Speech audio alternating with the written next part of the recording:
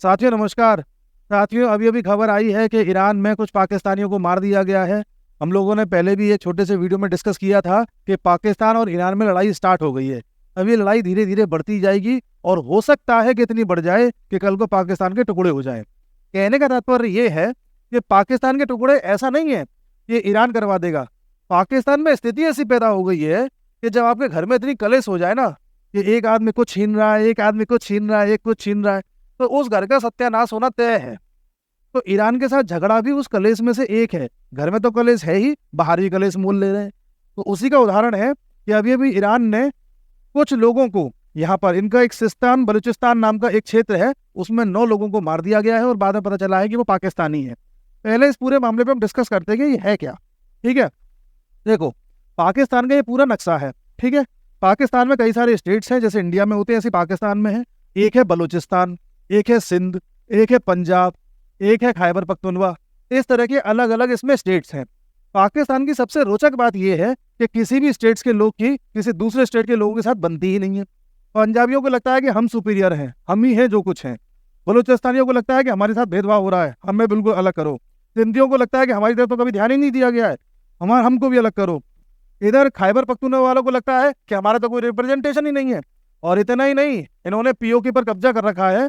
उस पीओके वाले में जो गिलगिट बाल्टिस्तान के लोग हैं, वो तो धीरे धीरे अब अलग अलग आंदोलन स्टार्ट कर चुके हैं कि हमें पाकिस्तान के साथ नहीं रहना, हमें भारत के साथ रहना है।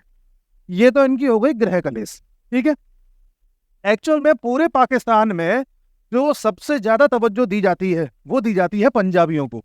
यहाँ पर कोई भी चाहे ऑफिसर लेवल की पोस्ट निकले, कोई भी पॉलिटिक्स का मामला हो, कोई भी आर्मी का मामला हो, कोई भी बड़ा मामला हो, उसमें आपको ज्यादातर लोग पंजाब के ही मिलेंगे। क्रिकेटर्स हो, सब जगह पंजाब के मिलेंगे।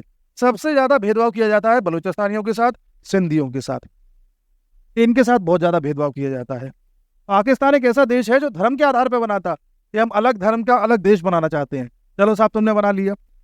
समय के साथ तुमने कहा कि हमारे ही देश में कुछ लोग ऐसे हैं जो उर्दू नहीं बोलते, जो बांग्ला बोलते हैं, या उनको वो लोग दूसरे तरीके से ट्रीट करते थे, इन्फीरियर ट्रीट करते थे। तो बांग्ला भाषियों को अलग कर दिया और बांग्लादेश बन गया, या उन लोगों को अलग होना पड़ा।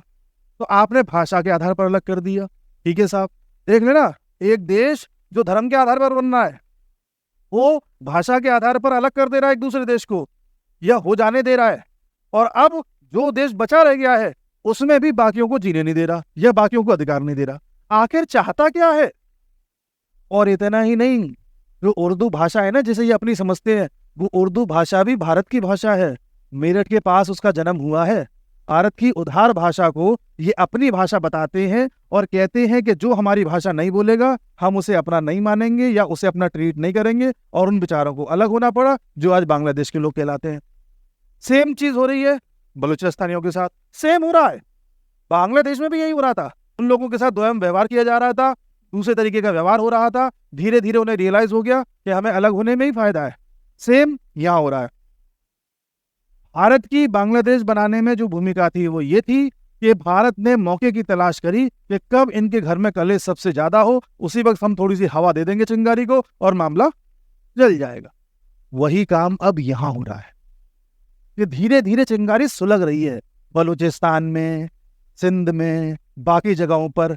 और पाकिस्तान ने, जिसकी ये गुलामी करता है पाकिस्तान, जिसकी कॉलोनी बन चुका है, वो है चाइना। यहाँ पर चाइना ने एक सीपैक कॉरिडोर बनाया है, सीपैक कॉरिडोर, सीपैक। ठीक है, चाइना पाकिस्तान इकोनॉमिक कॉरिडोर है, गलियारा टाइप का है, इससे आ जा सकते हैं, कोई दिक्कत नहीं है। ये बलूचिस्तान होकर के आ रहा है। इसमें आए दिन क्या होता है, बलूचिस्तान के कुछ लिबरेशन आर्मी है जो ये चाहते हैं कि बलूचिस्तान अलग देश बन जाए, वो आए दिन इस पर बम फोड़ता रहता है कि कंस्ट्रक्शन को ध्वस्त कर देगा। कभी बम फोड़ के ये दिखाना चाहेगा कि भाई हम काम नहीं होने देंगे, कभी चीनियों को धमका देगा। मतलब ये सीपे का काम यहाँ होने नहीं दे रहा। ये अलग मामला है। तो ये तो इंटरनल मामला है। अब बाहर का भी देखते हैं। बाहर अफगानिस्तान में जीने नहीं दे रहा। अफगानिस्तान में है तालिबान। ध्यान से सुनना, तालिबान। तालिबान ने क्या किया, अपनी सरकार तो अफगानिस्तान में बना ली, अमेरिका अफगानिस्तान से निकल गया और वहां पर तालिबान ने कब्जा कर लिया। अब तालिबान की प्यास और बढ़ गई है। तालिबान चाहता है कि पाकिस्तान में भी आ जाए। तो पाकिस्तान में भी आए दिन ये बम फोड़ते रहते हैं धमकाने के लिए। पाकिस्तान में भी एक तालिबान की टुकड़ी बनी हुई है जिसे बोलते हैं तहरीक-ए-तालिबान। ये Tehrik e Taliban Pakistan militants connected to various attacks arrested, यानी कि कई ऐसे अटैक हुए हैं पाकिस्तान में जिससे तहरीक ए तालिबान के पाकिस्तानी एसोसिएटेड थे और कई अटैक्स में उनका हाथ रहा है। कई लोगों की जानें उन्होंने ली हैं। उनका एजेंडा क्या है? इनका एजेंडा सिर्फ इतना है कि हमें पाकिस्तान में भी तालिबान की सरकार लानी है। तो इधर से इन्हें अफगानिस्तान जीने नहीं दे रहा। अब या तो अफगानिस्तान नहीं जीने दे रहा या अफगानिस्तान के साथ सेटिंग कर रखी है किसी ने। आप समझ रहे हैं किसने? बस समझ जाइए। इधर ये ऐसे परेशान है।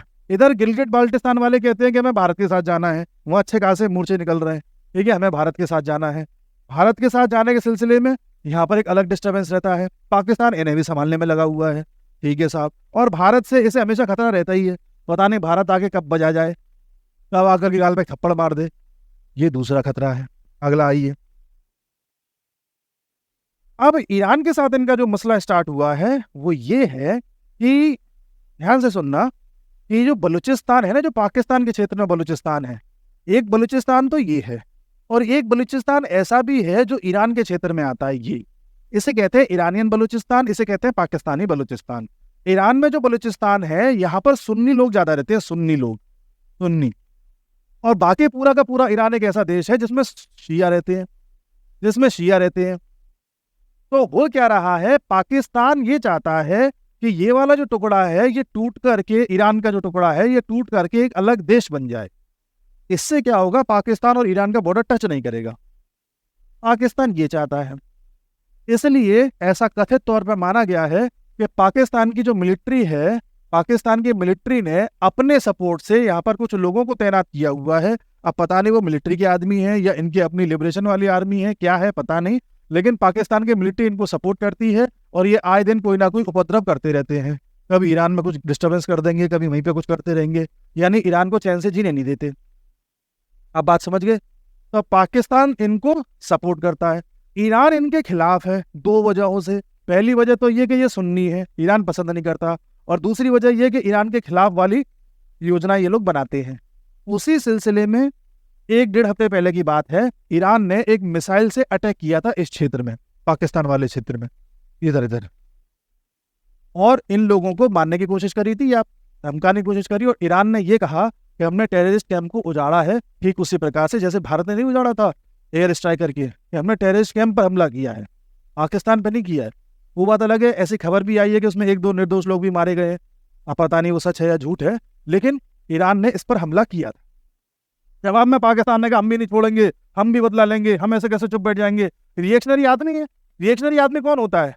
जो तुरंत स्टेप ले, जो आदमी तुरंत स्टेप ले ना, उससे कुछ कह दो तुरंत जवाब दे, वो रिएक्शनरी आदमी होता है। और जो सुनने पर भी चुप बैठ जाए और समय का इंतजार करे और तब जवाब दे दूसरे तरीके से, उसे कहते हैं रेस्पॉन्ड करना।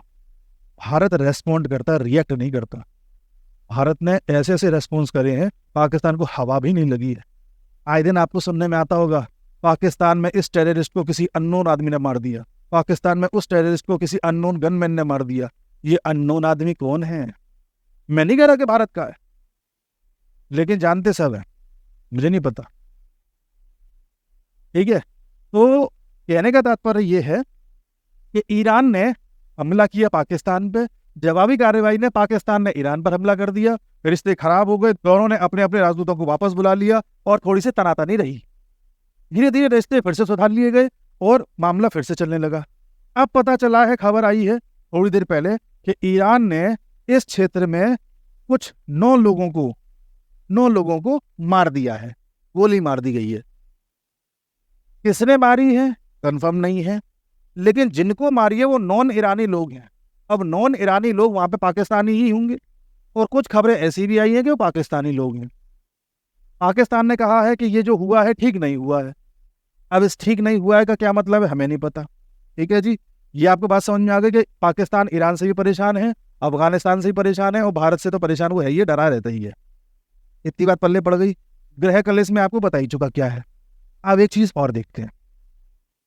अगली चीज ये है कि पाकिस्तान में इस साल होने हैं चुनाव। ध्यान से सुनना, पाकिस्तान में इस साल होने हैं चुनाव, इलेक्शन। और इलेक्शन में पाकिस्तान में अभी जो पार्टी है वो है तहरीक-ए-इंसाफ, तहरीक-ए-इंसाफ, ठीक है, पाकिस्तान तहरीक इंसाफ, और दूसरी पार्टी है वो है इमरान खान की। ठीक है, ध्यान से सुनना। इमरान खान जो आदमी है ये है चाइना का, ये चाइना को सपोर्ट करता है, ये चाहता है कि चाइना हमारे साथ रहे, चाइना ही है जो कुछ है, चाइना के साथ ही हम चलेंगे।